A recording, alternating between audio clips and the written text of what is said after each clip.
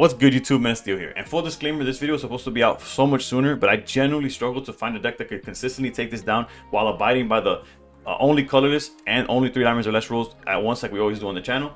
Even as I present to you the list that we'll be using, I will mention and encourage you to try different variations of the deck in hopes that you find a more consistent way. And if you do, feel free to comment down below like, oh, I changed this and it worked better, or I try not to do this, or whatever works for you. Feel free to comment down below, because I genuinely struggled in finding something consistent. I only presenting what worked for me, and I'm hoping that it works for you. But before we break down what we'll be using, I'd like to, one, ask y'all to please consider subscribing, as the remaining solo battles will be released in the coming days. And two, I want to point out what made this challenge so difficult with the given parameters. For starters, it's how aggressive this deck can get. Thanks to Tyrogue, they're able to start attacking even when they go first, and due to the type advantage, most colorless options we have are already at critical HP totals way before we even get a chance to play. However, the biggest threat in the opposing deck is definitely Donphan, with a bulky 160 HP and the ability to swing with just 1 energy for 50 plus weakness, while threatening 110 plus weakness if we take too long to knock it out. As if that wasn't bad enough, they also then have Lucario EX, which in any other scenario is by all accounts a bad card. But if they are able to build it up while we're just dealing with the Donphan, their follow-up becomes far more dangerous, as Lucario EX is 150 HP and swings for 100 plus weakness, and also damage the bench that in turns makes both of his tires live. It's like too much going on. And it all starts with if they have 160 HP Donphan in the front and we can't deal with it. So the rest of the deck works pretty well, rounding up and securing the strategy, as double X speed allows them to be far more active with their placement, and double Rocky Helmet allows them to reach certain breakpoints. Our positive from this is that the AI isn't the best at using these cards, and will tend to misplace helmets or just burn X speeds despite not retreating, or putting like a helmet on their lead Pokemon and then X speeding and moving that Pokemon to the back. With all these issues in mind, I decided to play a deck that I'm not quite sure has ever been assembled. Snorlax Silvally. The concept is simple. The only thing that alters our approach is the hand we're dealt. If we open Null, we try to be aggressive. If we open Snorlax, we try to wall up. But if we draw both, it's up to the supporters to decide which strategy we lean towards. If we open a Lima, then we're able to just sit behind a Snorlax while we build up the back, and eventually you just bounce it back and attack with a Silvally, or bring out another Snorlax with Berry. But if we open Berry, then we simply just lead the Snorlax and we tank and be aggressive. We do both at once. And if we open cards like Gladion and Research, Null is our best bet as a starter.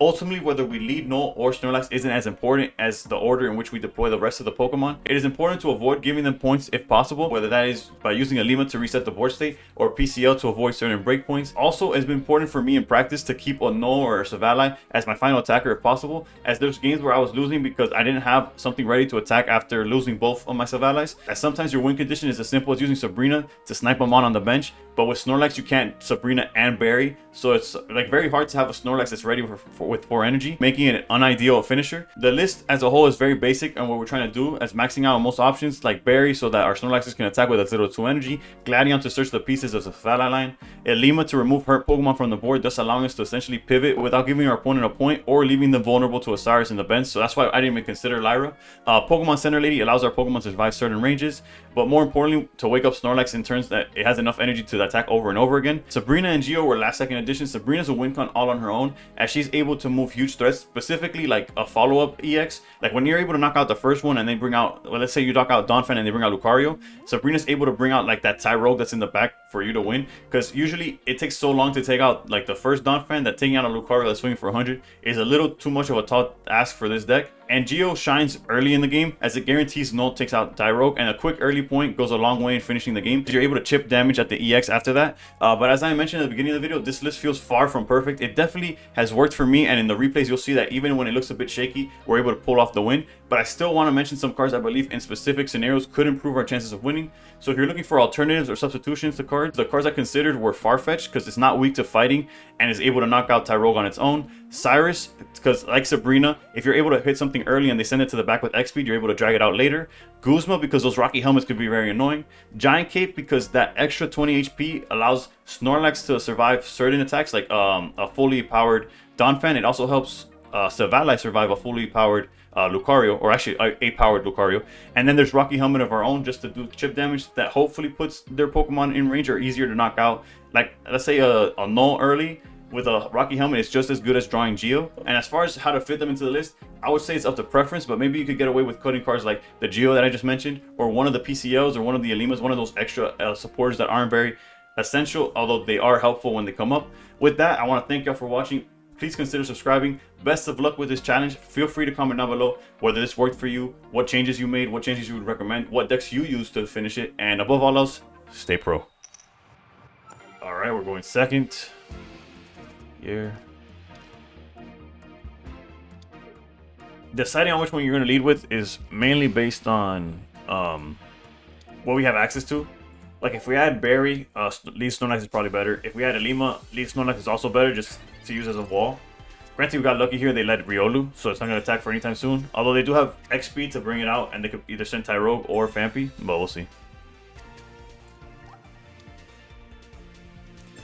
Double Pokeball research. Jesus, okay. There's the Tyrogue, there's the XP. It's almost like I've done this battle 100 times. The good thing though, with this hand specifically, is if either we top deck Geo, or if Null just flips heads here. Okay, so no Geo. We'll do double Pokeball. Guaranteed targets here. The same way Gladion's guaranteed Silvally due to having all the basics in hand already.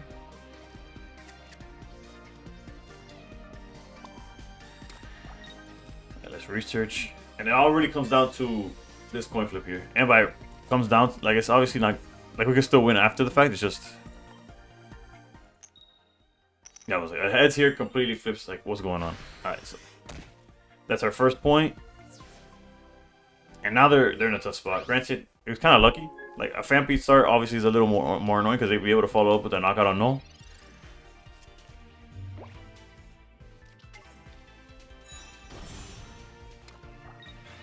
Lucario in the back's not that big of a threat. We have a Lima now, that's pretty good.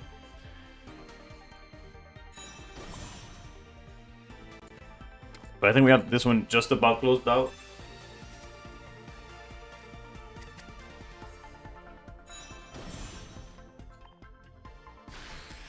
Because they'll get 2 energy on Lucario, and that's... we'll get swing for 100. Then they get... and then we have to follow, basically. Yeah. This should be game. We did play for 4, which is not like ideal, but it's fine.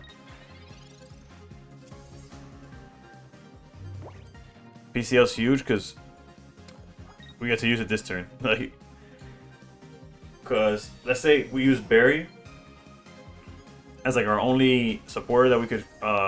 Basically, we need to make sure that Brave Buddy swings for 100. Is what I'm trying to get at. And if it wasn't for that PCL, we didn't have a guarantee next turn. Because if we use Berry now, the PCL's dead the following turn because everything's gonna be healed. I don't know if that makes sense, but it does to me, right? Yeah. And now we just close it out with the Silvally in the back.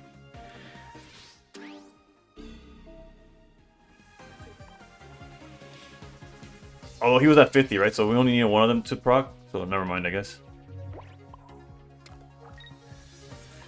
And just like that, we did it. Is it always going to be that easy? Nope. Which is why we always do multiple examples to show that the deck works in like different situations or scenarios. So yeah, let's get our points and jump to example number 2. All right, for example number 2, we get to go first. Show y'all a different angle of the game. An unfortunate one, really. not an ideal start so far. Although, however, that Riolu is good for us. But again, if they just have X speed and go into Tyrogue or Phanpy, it all goes downhill real fast. So let's see here. All right, we got nothing going for us. At least Gladion guarantees the Null. Let's guarantee Null, then grab Snorlax.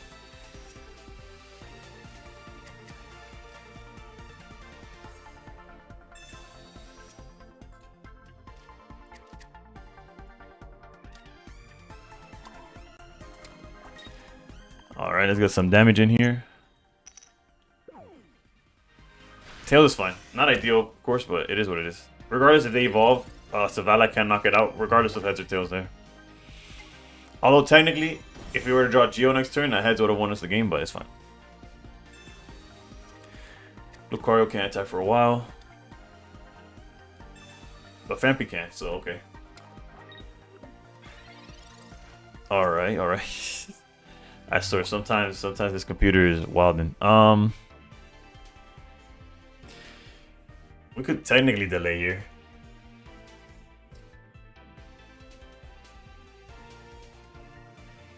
Even with X speed? Yeah, so let's go Sabrina.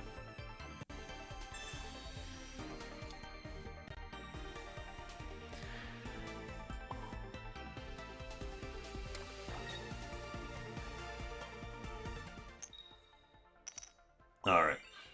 And the reason we gotta take it slow is because if I just knocked out Fampi here, they bring out Lucario and have no follow-up. So we gotta take it. Granted, they could go now into, yeah, Donphan, swing for 70. And it gets ugly in its own right, but...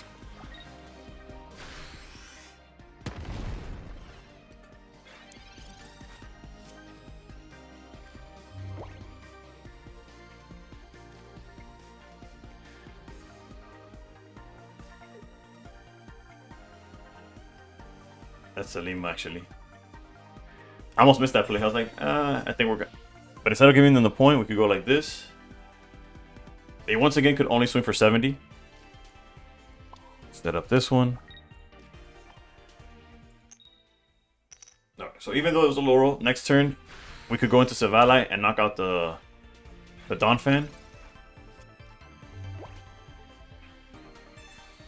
There's a world where we could have gone maybe for the Snorlax on the energy, but...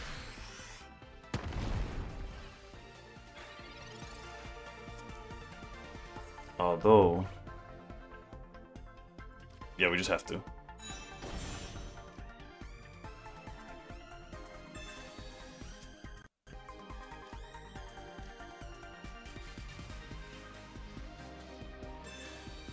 Alright, we could work this. We could work with this. Snorlax there.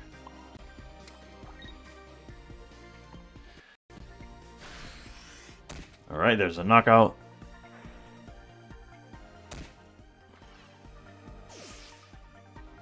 We already did use our Sabrina, so there's no way for us to cheese the win. Like, if they put something on the bench, we won't be able to knock it out, but...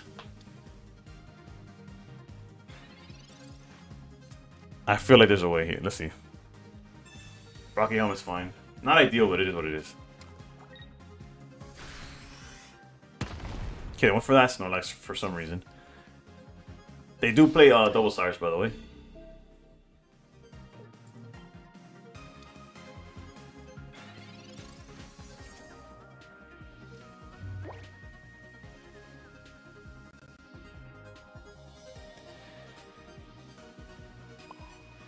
Okay, here's the win condition.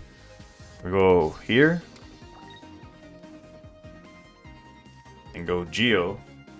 This guarantees that we put them under 100, and then Snorlax plus Berry should be game.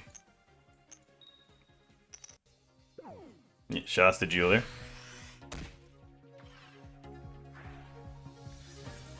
We could technically play red, but the additional 10 helps us knock out Tyrogues, like guarantee Tyrogue knockouts.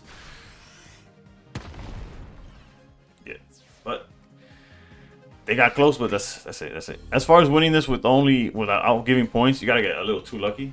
I would probably play a different deck to manage that one. But just like this.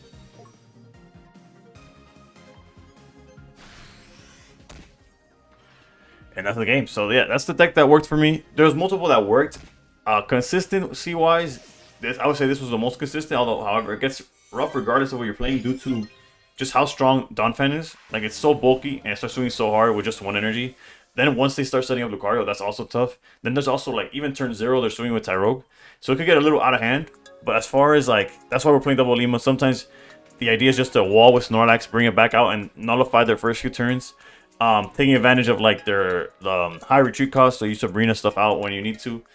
But with that, that's the list that works for me. Hopefully it works for you. If it didn't work for you, or you're having struggling with certain things or aspects, feel free to comment down below what those issues are, and I could give you other examples, because there's many different decks that I used to beat this challenge. This just happened to be the one that I felt was the most consistent, because a lot of them were able to do it, but then I couldn't repeat the success multiple times in a row, unlike this deck. So again, thank you for watching. I apologize again for taking so long to get these out. It's just there was more of them than I thought there would be, and also I've been caught up with certain things like in personal life, but we're all good. Everything's okay.